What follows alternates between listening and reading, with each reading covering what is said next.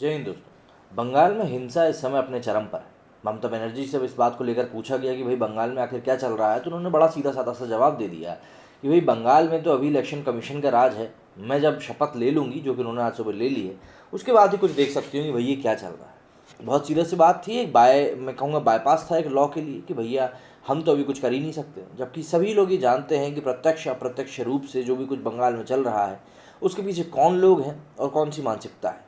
क्योंकि सभी लोगों ने जब चुनाव प्रचार चल रहा था धमकियाँ भी सुनी थी और लोगों में इस बात को लेकर एक डर भी था कि ऐसा कुछ बिल्कुल हो सकता है, क्योंकि बंगाल इन चीज़ों के लिए बंगाल के लिए ये चीज़ें कोई नई चीज़ नहीं है।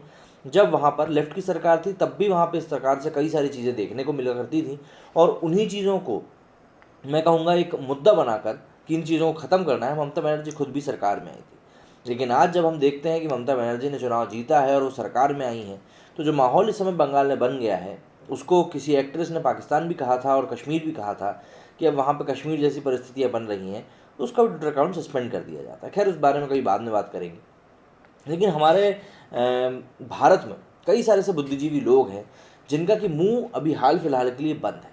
अब उनका मुंह बंद है, उसके लेकर वो कुछ बोल नहीं रहे हैं। ये ऐसा नहीं है कि मैं अपने मन से बोल रहा हूँ, बल्कि बात यह है कि ये लोग हमारे अतीत में, पास्ट में कई बार इन चीज़ों को लेकर, ऐसी चीज़ों को लेकर जो भारत में असहिष्णुता फैल रही थी, इंटॉलरेंस फैल रही थी, उस बात को लेकर अपनी आवाज़ पहले भी उठा चुके हैं। तो उनसे उम्मीद की जाती है कि भारत में जब भी कोई इस प्रकार का मुद्दा सामने आएगा तो वो बिल्कुल मुखर होकर अपनी बात सामने रखेंगे। कई सारे इसमें सेलिब्रिटीज शामिल हैं, जैसे कि जावेद अख्तर हो गए, फरहान अख्तर हो गए, उर्मिला मातोंडकर हो गई, दीपिका पादुकोण हो गई। पत्रकारों में रवीश कुमार, बरखा दत्त, कई सारे ऐसे लोग हैं जो कि ऐसे मुद्दों के बारे बोलते रहते हैं, लेकिन हाल फिलहाल में वो चुप हैं। शायद सिलेक्टिव आउटरीच का उनका एक बहुत बड़ा कारण बन रहा हो कि भाई हमको सेलेक्ट करना है किस बात के ऊपर हमें बोलना है, किस बात के ऊपर हमें नहीं बोलना है। बहरहाल ये सभी की अपना अपना एक नीति होती है जिसको सभी लोग फॉलो करते हैं। लेकिन अभी सुप्रीम कोर्ट में एक याचिका दर्ज कर दी गई है कि भाई वहाँ पर मतलब बंगाल में अब हमको आर्टिकल 356 लगाना होगा, मतलब वहाँ प्रेसिडेंट रूल लगाना होगा। अब ये कितनी ज़्यादा कारगर साबित होती है नहीं होती है तो हमें वक्त ही बताएगा। लेकिन हाँ, एक पिटीशन जो है वहाँ पे फाइल कर दी गई है, और साथ ही साथ एक खबर ये भी निकल कर आ रही है कि कई सारे बीजेपी के कार्यकर्ता हैं जो कि अब भाग कर आसम की तरफ जा रहे हैं सीधी, क्योंकि वहाँ पे बंगाल में जो भी कंडीशन बन गई, जिस तरह की परिस्थितियाँ निकल कर सामने आई हैं, उससे एक चीज़ क्लियर हो गई कि आने वाले समय में जल्दी तो ये चीज़ें सही होने नहीं वाली। जैसे कि भाजपा के राष्ट्रीय अध्यक्ष जेपी नड्डा ने चुनाव के बाद हिंसा में प्रभावित पार्टी कार्यकर्ताओं के परिवारों से दक्षिण 24 परगना के प्रतापनगर में मुलाकात करी।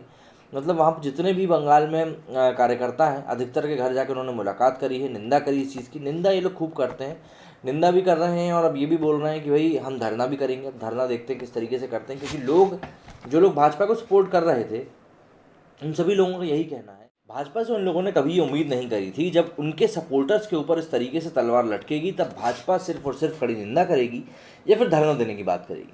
यहाँ पे लोग उम्मीद कर रहे हैं कि सरकार किसी तरीके से एक्शन में आकर कुछ ऐसा करेगी कि भाई भाजपा कार्यकर्ताओं को, जो कि बंगाल में भाजपा की नींव तैयार करने का काम पिछले काफ़ी समय से कर रहे हैं, उनकी जान को सुरक्षा मिल पाएगी। और इसी बात की नाराज़गी है कार्यकर्ताओं में भी, लोगों में भी। लेकिन ये नाराज़गी सिर्फ और सिर्फ बीजेपी से नहीं है, बल्कि टीएमसी से भी है, क्योंकि टीएमसी के कई सारे लोग जो कि टीएमसी को वोट देते हैं, उनका कहना है कि उन लोगों ने वोट कभी भी ममता बनर्जी को इस तरह की परिस्थितियों को उत्पन्न करने के लिए नहीं दिया था।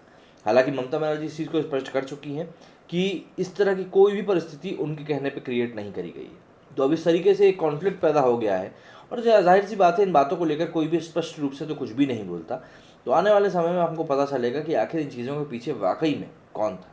मेरी सुनी में फिलहाल इतना ही। जय हिंद, जय भारत।